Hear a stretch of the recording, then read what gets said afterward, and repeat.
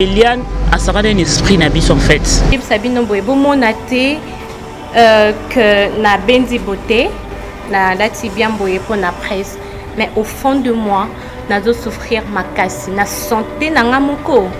Ça ne va pas parce que je règle 4 fois. Quand tu as analyse à maman Moïse Mbi et na Eliane. Mon a remis qu'on regrettait ma perte d'énergie na ngamba mambo belé belé. Kala pour mon a ça un esprit na biso ta la vidéo na sali azo sala mikolo na abando sala liboso au mon a santé les a différents. En prenanga Trésor Bosonga et Azawana. Le Trésor, l'oncle d'Eliane. C'est ce qui a créé ma rupture avec Eliane parce que non, Nayoki Kebabima ina Trésor, c'est ce qui a fait que non, on a une distance parce que non, on a Eliane et Eliane également quand elle travaille dans l'entreprise de mon mari à Baob Manaï, je le dis tout haut. Ça ne m'affecte en rien parce que je suis sa femme légitime. Oui, c'est faux parce que vous avez perdu temps dans la TV que le Marambi à Eliane. Or que c'est faux. Mes droits étant que femme. Dans notre pays, il y a la justice. Boebi valeur et à moi si il faut réclamer le droit. Négociation et bandit to tikala koyo kanate parce qu'il fallait des vidéos il y a démenti. Je n'étais pas d'accord. Ma famille et moi to boya kiango. En échange, les ala qui $10 000 bapé sa biso et puis ne bo monaki effectivement Eric Mandala a bengaki ou soit mettre ne tabengaki pour que baye sanga que ceux qui sali yango dans un abacado auto réservé yo ya bien ba sengi passeport nanga natika lopé sa passeport nanga té bakado wana na invité ceux qui ne po ba memanga wapi po ba torturer nga so ba sala ngani na yebité. Parce que si on a celle qui vidéo, il y a démenti les loups, peut-être peut-être manga. Parce que j'ai des vérités en moi. J'ai beaucoup de vérités que je n'ai pas encore révélées. Beaucoup. Quand on dit que Moïse Mbi, on dit que Moïse Mbi est pasteur, il y a des filles belées, plusieurs filles qui sont bango. Yosko kende kuna poani. Pour partir podium ne kuna bi journaliste ne so kende kuna ozo $500. Yesanga non de to vanda toke kuna po tozo $500. Donc eza ndanga mongo Eliane wana bazwi mbongo ba financer ba bengi presse à Congo ba bengi ba avocat po ndetinga na Congo na ba avocat bazati. Atanga pedi na za na kondana Moïse Mbi eti. Bato batake mission na eti peut-être ba okamwa lelo na changer langage. Nga na kondana Moïse Mbi liboso. Mais ton na sala analyse na vanya mambo okende. Ndenge zo kende les abongo te.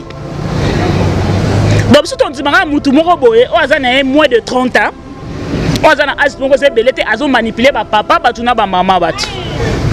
D'ailleurs, une église qui a ressemblé à un pasteur. Nous sommes pas habiter à Fio, les gars côté la néroné, moi c'est au côté la Moïse Mbi. Eh, na côté de moi c'est na côté la ndé, ni bosso na côté la que j'ai gagné quoi. Donc on a perdu beaucoup d'énergie dans la moi le kuta. On a perdu d'énergie dans la yo le lozo lo bozo baké ndeti dilobo zo pesa kana na monaki na téléphone à Moïse Mbi j'ai vu les vidéos des femmes mariées ya bato belé na bandaka kopekisa et qui t'a demandé ça yo lo bana biso na mito ke na ba photo mettre biso masolo bakangeli biso vital caméra to ça na posta makamba mboka na biso tamba bo kana mba posa Eliane té. L'art d'illuminer votre beauté. Actrice de tous les désirs, de toutes les émotions. Grâce Beauté vous invite à la découverte de soi, à l'élégance du geste qui réveille, au jeu de la séduction qui transcende, à la quête de sa vérité. Acheter Grâce Beauté, c'est offrir à son teint un éclat qui lui ressemble. Laisser ses couleurs effacées aux femmes effacées. Ne choisir que la lumière, choisir d'entrer dans la lumière. Un concept lumineux et une rencontre de l'art et la cosmétique. Grâce Beauté Cosmétique Paris est une création lumineuse et audacieuse, née de la rencontre entre un atelier de beauté spécialisé en cosmétique ethnique, de l'art en hommage à la femme noire et de la femme noire à la quête de la beauté universelle. Deux univers intemporels dont l'inspiration se nourrit de la même splendeur féminine. 13. Toute l'équipe Grâce Beauté seront en votre service.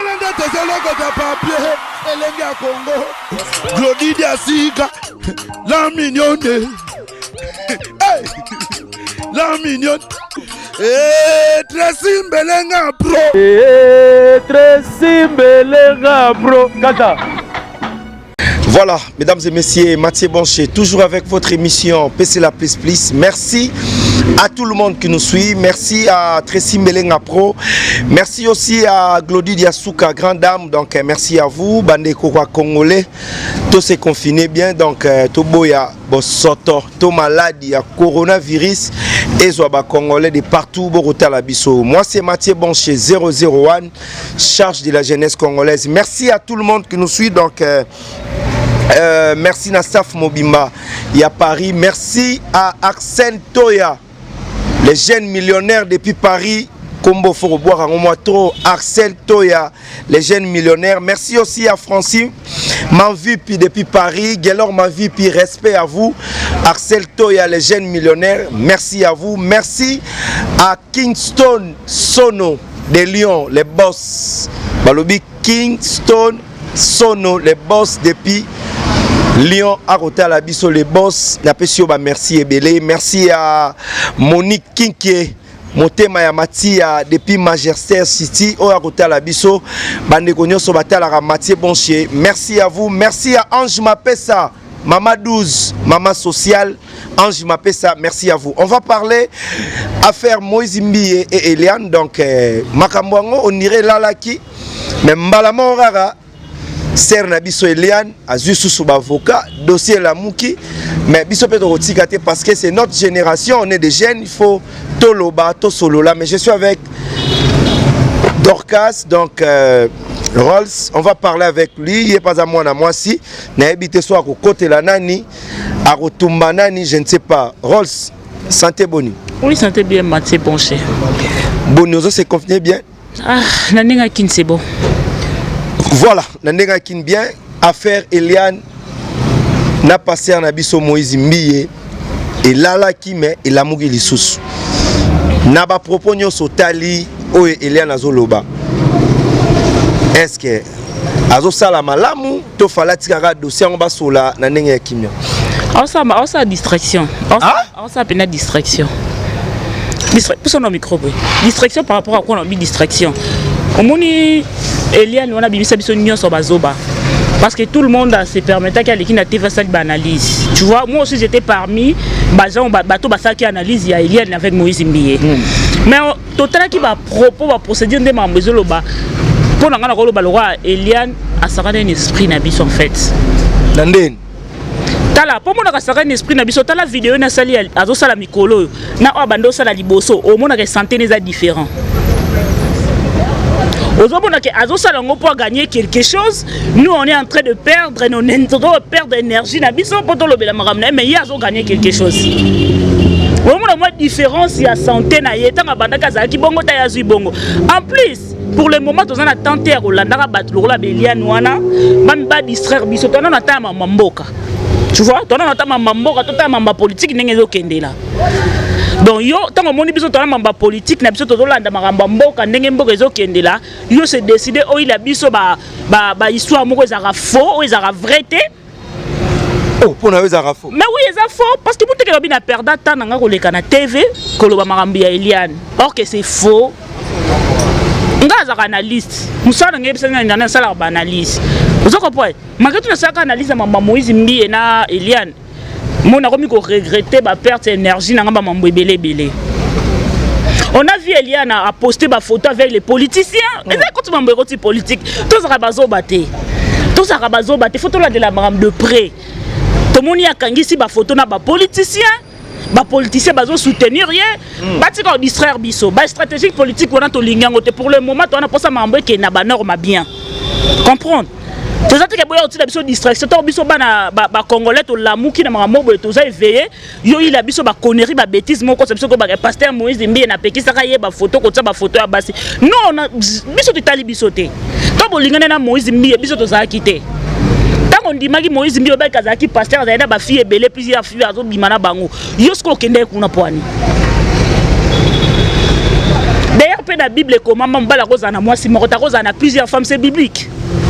Donc bandola la tête bandolo tato bagano mobali azana basse belé a osala lisum non c'est biblique. Le quoi ils a dans la Bible donc ils a faux débat. Voilà, merci à Dorcas Ross de la presse congolaise. Merci à Arsène Toya, les jeunes millionnaires. Merci à Guélor Manvipi. Merci à Francis Manvipi depuis Paris. Arsène Toya, les jeunes millionnaires.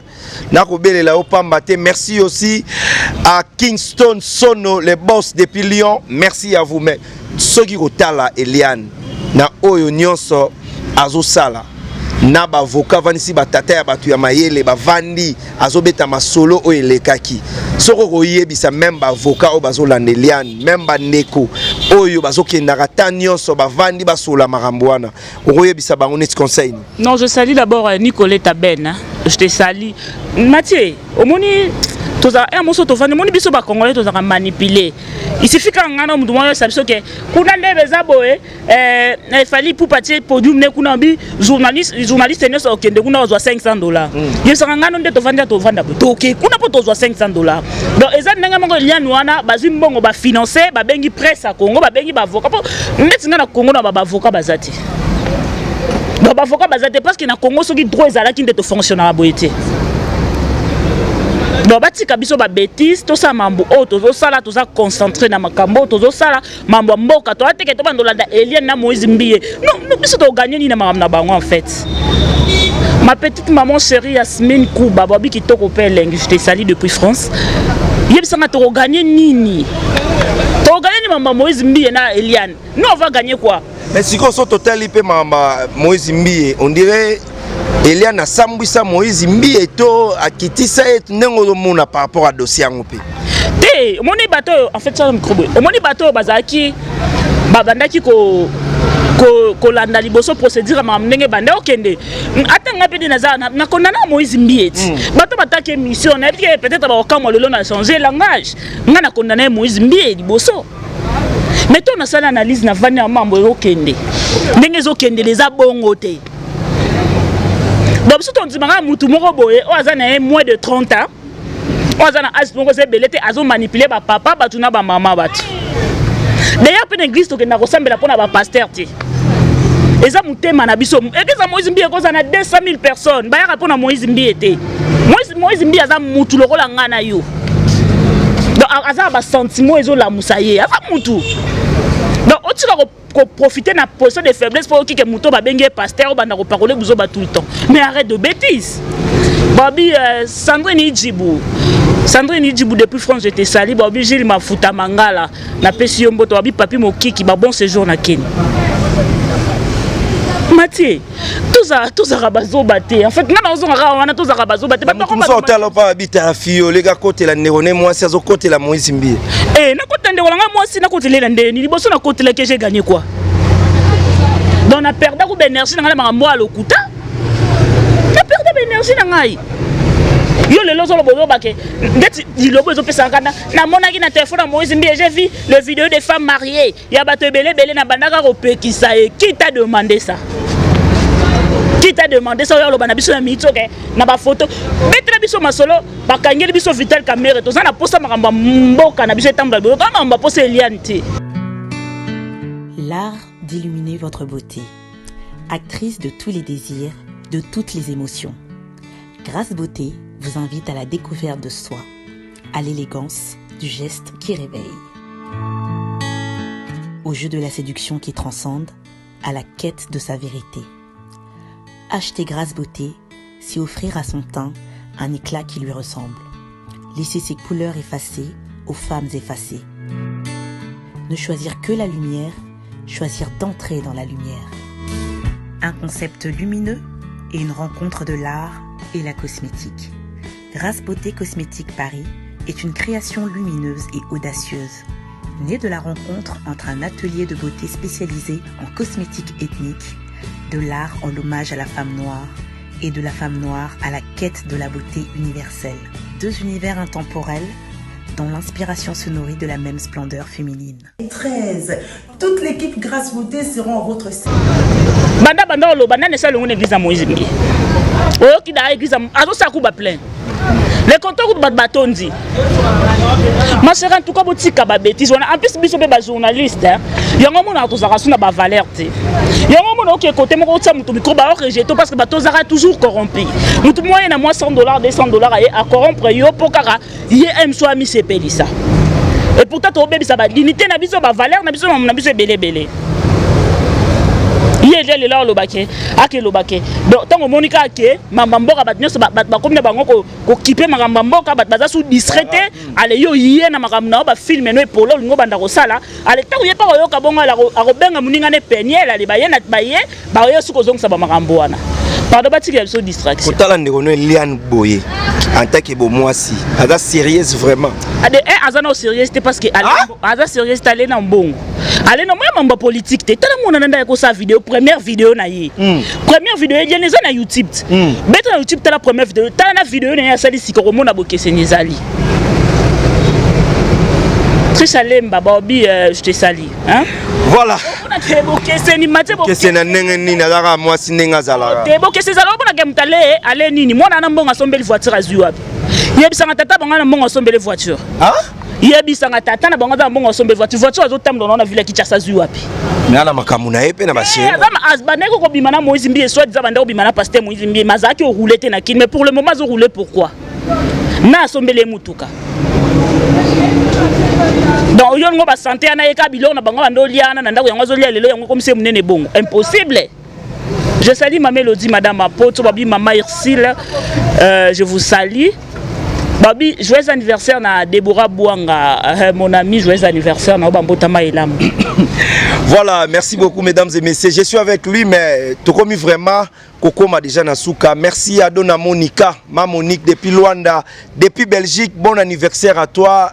Dona Monica Coca-Cola, ma maman chérie, merci à vous. Merci à Ange Mapesa, maman 12, maman sociale. Et Nabo Sanité Bandeko, Nyoso Batal Rabiso, Alfred Dadi Misaka, garçon très responsable qui nous suit. Merci à maman Néné depuis France, mon thème à papa Daniel. Merci à Fondation Sandra, Oyoba et Darab Orphelin. Donc je suis avec lui. Mais ceux qui aiment moi, le pasteur Moïse Mbie, na nyoso elekaki, na buzoba nyoso bapota qui est, na nyoso elekaki, même Yopé. Au tout cas qui passait Moïse Mbie. Oh pasteur Aviang ou la rasa la raboy, mais tant au moni le lot de ceux comme Boy. Un mot pour na passer royer biseni à hôtel biso. Na yo c'était même na italinga te matière. Batika biso na distraction hein. Distraction longwa na na betaka c'était le distraction longwa. Eliane sala makamba bien. Banda bana mamba Moïse Mbie. Na lotu na est-ce que bat balongo l'église à Moïse Mbie to bat babakisami. Donc yo to ka to sala l'échec qui a Moïse Mbie or ça la force moroboy. Et là on a rappelé Moïse Mbie Azamu tout le rôle à Moutounios. Donc le corps est faible. Donc Azala sentiment ndenge Moutounios azara na sentiment pourquoi pas. Mais deux dossiers okene Moïse Mbie akoko taper makala. Neozomune. Akota makala ndena eso da premier oyambanga émission na eso que Moïse Mbie akotikala akota makala te na mboko poto zara na justice te. Je t'avais dit première émission na sala na bi ke tozala na justice te Moïse Mbie akota ka pe prison te. Le problème est que yé mwana wana aluka soko za posa mbongo to bato bazotinda ye pona boyi kotanga ba parti politique musupo ko make lelo bakanga batu ke po eza na sima Eliane pour biso musuto ba vérité belé na mambo Eliane wana to sali ba analyse belé to soli pe na bato tel ba personnalité musupo ya mboka o ba lobi ke eza na mambo bomba mione eza mambo politique babatika biso na mito to landela makambu ya bakangi nani bakangi kamere mwana ntie mpe kuna azoloba donc toza na posa makambu oyo ekende liboso to na posa mamuteke Eliane yo yesa biso makambu ya mibali toza posa te to na tana te yo vanda tout le temps te vanda babiso ke nazalaki na Moïse Mbie na tinda ko linga Moïse Mbie en vrai dire qui t'a demandé de ya ko linga Moïse Mbie bando ko na Moïse Mbie o bando na Moïse Mbie ba bêtise wana hein. Est-ce qu'ils ont n'habité sur le bamabe? Donc bateau batia ba commentaire na bango. Beaucoup ma commentaire ceux qui na obi mabe en tout cas, je suis désolé. Na ba commentaire na bino na biki na koleka na kotanga o malamu na kozoya mabe na kotika. Mais pour le moment on a betaka c'était batu balong baza distraité. Pour le moment baza distraité na babuzo ba ke Eliane oya ko vendre sa batata na ba mama batu pour na film na yo ya novelas to pour na yo muto bimena Moïse Mbie. Oza mo sel boso to bimina Moïse Mbie, oza pete fille ya liboso sa mena église à Moïse Mbie. En tout cas là je suis désolé mon ami Eliane. Na ko tala ka santé no boy déjà, ma ka boza obeba. Eza robeba siko bino pe ba journaliste biso pe ba journaliste to ke ko tuna ye ba question il faut ba tuna ye to tuna ka pe mo nani Eliane tango yaki ozaki na camion te voiture e wuti wapi oh mais Rosa pe ya mamba fa faut ba benga ka biso pe ba yango ba conférence de presse on ba benga bato bazaka forte bazana ba question ko tuna te mama toyeba ki ona makolo ozwi mutu koyo wapi Iye kaka na aleka na papa Molière alobeli biso ke makamune sa baga eza lukuta abanda kozana na fiancé na avaza na Moïse Mbie siko yebisanga mutu abanda kozana na fiancé na avaza na Moïse Mbie donc fiancé wana ndimaki ya sala ba bêtise wana azaka wana pembe na mobali ni yango alingaka mwasi azokende pa mobali mususu ayelaka ye quelle que soit faiblesse. Mot de la fin pour l'émission lelo. Mot de la fin en tout cas na azobate na côté la rappel na sala ba discussion eza banalité donc naza mutoyo na passa na bande de l'école je suis intellectuel naza na famille eza na réputation ben ya bien na koki ko ya ko baba biloko ezanga tina te na TV donc ngana osenga kaka na peuple congolais ba sukola mémoire na bango makambo eliane eza makambo politique eza sous makambo église te eza sous makambo Moïse mais pour le moment ba otinda ende pas distraire biso. Voilà, on est arrivé presque à la fin. Merci à tout le monde. Merci à Ornella Wato depuis Paris. Ornella Wato, Patricia Choumou, mon ami. Et merci à Grâce Beauté Paris. Donc, désormais, l'architecte par excellence de votre beauté, Grâce Beauté Paris. Topako la mafuta ya kitoko et que ça la vient. Merci à les jeunes millionnaires Axel Toya, merci à Gelor Mavipi, merci à Francis Mavipi depuis Paris, sans oublier Pamela Maya, la brésilienne depuis Brésil. Merci aussi à Alfred Adimisaka, merci à vous. Merci à Anna Luboloko, maman chérie, Anna Luboloko, Fondation Anna Luboloko, merci à vous. On se retrouve la semaine prochaine, toujours avec Mathieu Boncher. Pourquoi pas votre émission PC la plus plus, toujours à Lenga Congo. Et pourquoi pas Merci d'Afrique. Mwambo Tessuka, Atabmoko. Babi, mon vieux Guilhem Aïndou, le mannequin de Paris, je te salue. Babi, Jorki Samba, mon partenaire privé, je te salue. Na Pesimbo Tenanga na Daven Toulouse. Ah, je te salue. Na Pesimbo Tenanga Batuto, Balingara Dorcas, Roswabi, Kashugi, Trésor depuis Japon, ma voiture. Le monde pas Moïse Mbia, oui, côté la Nora Eliane. Tena ngana nalia bambonga batute. Nalia bambonga batute. Donc en tout cas, makambola na ebité na sala analyse nanga. Comprends, na sala analyse nanga. Donc je salue Laura Compresseur, autrement dit la diva congolaise depuis Japon, d'Olive Pembele depuis Japon, Babi Bazeza tout à Japon na pesi bango bambote. Voilà, on se retrouve la semaine prochaine. Merci à Fujima Vinga, mon ami, Das Kanza na assistance. Merci aussi à Joe Press, Gloire Diaké c'est derrière la caméra. On se retrouve la semaine prochaine avec Mathieu Boncher. Pourquoi pas votre émission PC la plus plus. On doit parler parce que dossier Liane, trop c'est trop. Photo silisa yango makambo sila bato bazo kufa awa na ba coronavirus ba dossier zo la muka Eliane na makamuna ye lobi pe on mona mususu pa bimili susu. Arrête avec des bêtises parce que pasteur Moïse Mbie c'est notre pasteur. Oya yona pasteur Moïse Mbie etali biso wapi etali biso te bosala makambo na bino ndenge bobandaki kosala pasteur Moïse Mbie ofinga ye oloba mabe na ye osala ye nini bakotikala kokanga ye te église kaka ba plein biso pe ba pasteur totika kolinga ba ser tala buzo ba ndenge ye ete ya ba pasteur ebele. On se retrouve la semaine prochaine. Merci beaucoup, bye.